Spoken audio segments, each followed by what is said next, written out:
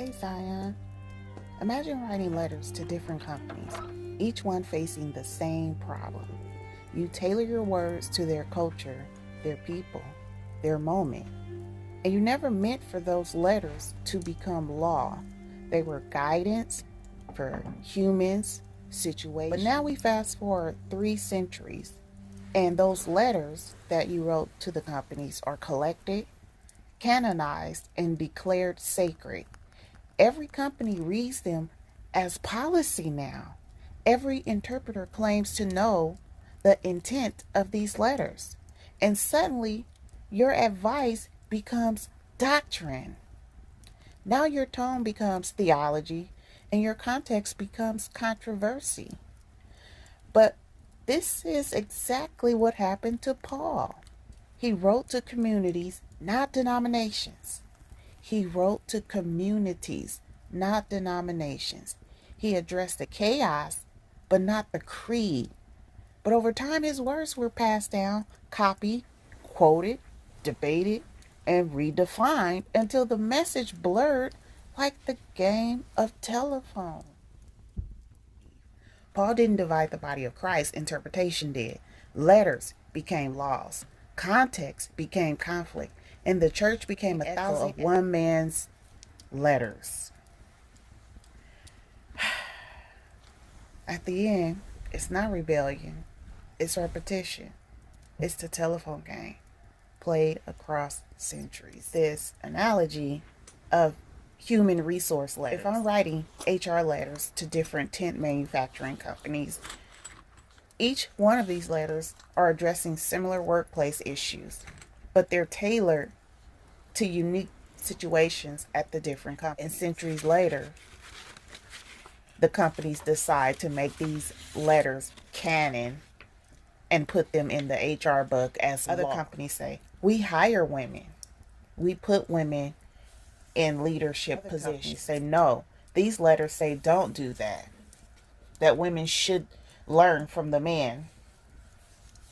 There's a split in itself. Even though we have no archaeological evidence that Paul or Saul ever existed, one strange thing we found was that these letters remained of Paul the Apostle or Saul of Tarsus. Scholars suspect he lived during Nero's reign, which was about 54 through 68 AD. During that time, Nero went through something called the Purge of Christianity. So there was a great fire in Rome. People believe maybe Nero said it, but never the Christians. So when this great fire of Rome started, Nero blamed the Christians because he already didn't like them because they were weird and strange and they didn't worship the emperor. So wicked, he killed his own mother and his wife. He hated women so bad that the two closest women in his life were killed because he suspected they were committing treason against the emperor. So why do I say that? Well, I always suspected Romans 13 was not of Paul, which would make sense. Paul was already under Roman suspicion, and if he lived during the time of Nero, we see his arrest, his interrogations, him always being transported under guard, and him in prison twice in Rome. So instead of naming Nero, allegedly, Paul would say the authorities, the principalities, the rulers of this age, the powers, the emperor, instead of naming Nero directly, because that would have been instant suicide. And Romans 13 is suspected to be written in 57 AD during Nero's early stable years. And that was submit to governing authorities. Also, allegedly, 1 Timothy 2, pray for the kings and all in authority, is suspected to be written during Nero's reign. Because Paul is telling Christians, don't rebel, don't provoke Rome, pray for the emperor, and live quietly. Which was just simple survival advice under Nero for Christians. So even though we have no evidence of Paul's existence except these letters Paul and Nero's death, allegedly writers freely spoke openly about Paul's martyrdom under Roman prefects, which was Clement of Rome. Tertullian calls Nero the first persecutor of Christians. Lactantius describes Nero's cruelty, and Eusebius explicitly says Nero killed Paul. So they confirm what Paul could not safely write. So I don't know if you heard people say this, or ever heard this, that Paul completed the New Testament. That's not true. Paul just wrote letters to different communities. This was not a testament. There was no canon there. There was no bound Bible. And these were just scattered letters circulating amongst different churches. And this was around 64 to 67 AD.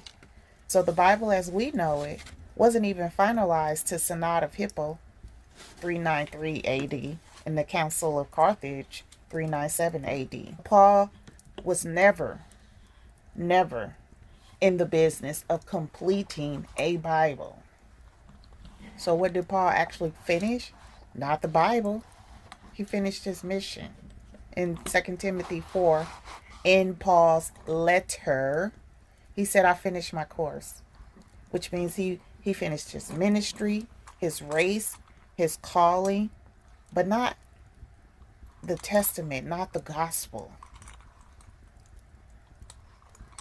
So we understand, or have to understand, there is a need to understand how the Bible actually formed, and we have to separate tradition from evidence and read Paul's letters as just letters to the community. And I'm going to get into this, how the letters were local documents meant for specific communities like Corinth, Rome, Galatia, Philippi, Thessalonica, Ephesus, Colossae. They were never meant to be universal. So how did this happen?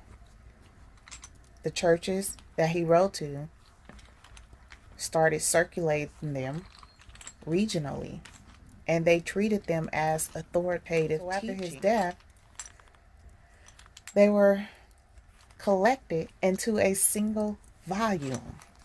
And this was because Clement of Rome, Ignatius, and Polycarp quoted Paul's letters as a unified body, while the heretic Marcion created them and named them Pauline collection, edited Paul's letters, he's altered them, and he used them for his theology. Because these letters were copied for distribution, mistakes happened.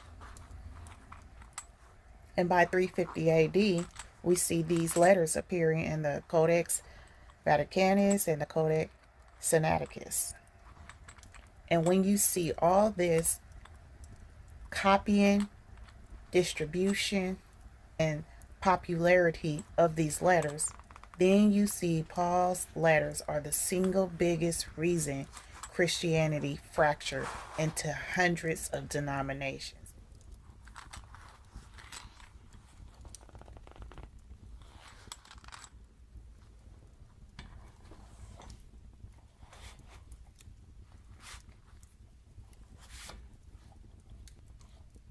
Not because Paul was malicious, not because Paul was sloppy, but because Paul wrote letters, not a systemic theology.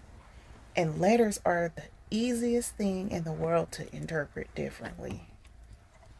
So how did Paul's letters become the single biggest reason Christianity fractured into hundreds of denominations?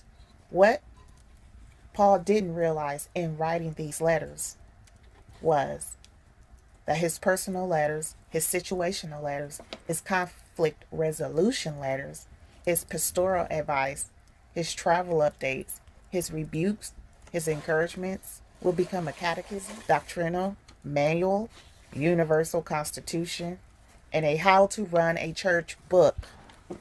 So when later Christians tried to build an entire system out of these letters, they ended up with Calvinism, Lutheranism, Catholicism, Orthodoxy, Pentecostalism, Baptist traditions, holiness movements, charismatic movements, non-denominational churches, Messianic Judaism, Hebrew roots, prosperity theology, Reformed theology, Anabaptists, Quakers, Methodists, all this from the same letters. So it's not Paul's fault, it's human interpretation. Paul wrote letters to solve problems, not create doctrine. Every letter Paul wrote was reactionary because remember, he wrote these to communities, certain churches, they were personal. He wasn't sitting in a quiet room writing a theology textbook. He was dealing with drama, correcting fights, addressing false teachers, calming church splits, answering questions, responding to emergencies, guiding new believers, and navigating persecution. His letters are contextual, not universal. So when you take a contextual letter and treat it like a universal law, you now get denominations. Paul's letters contain tension, and tension creates interpretation. So Paul says things that seem to pull in different directions. Faith versus works. Romans versus James. I'm quite sure you've seen that. Romans versus James. Protestant versus Catholic. That is what the faith versus works. Romans versus James. And it led to Protestants versus Catholics. Women in ministry. Another famous thing taken out of context. You see 1 Corinthians 14 versus Romans 16. What denomination did that create? Complementarian versus egalitarian. Spiritual gifts. Where do we see that? 1 Corinthians 12 through 14 versus 1 Timothy 3. What denomination did that create? Pentecostal versus cessationist. Law versus grace. Where do we see this in scriptures? Galatians versus Romans. It created what denomination? Hebrew roots versus Reformed. Oh, another favorite. Predestination versus free will. We see this in Romans 9 versus Romans 10. What denomination did this create?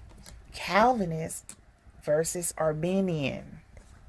So Paul wasn't contradicting himself in his letters. He was addressing different problems in different cities. But later, Christians tried to harmonize everything into one system. That is exactly how denominations form. See, the early church did not treat Paul like a system builder.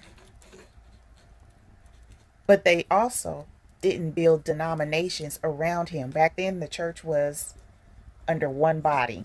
Now, as I broke down the different denominations that uses different letters and form their own theology around a letter, there was not this issue back then when Paul was alive writing these letters.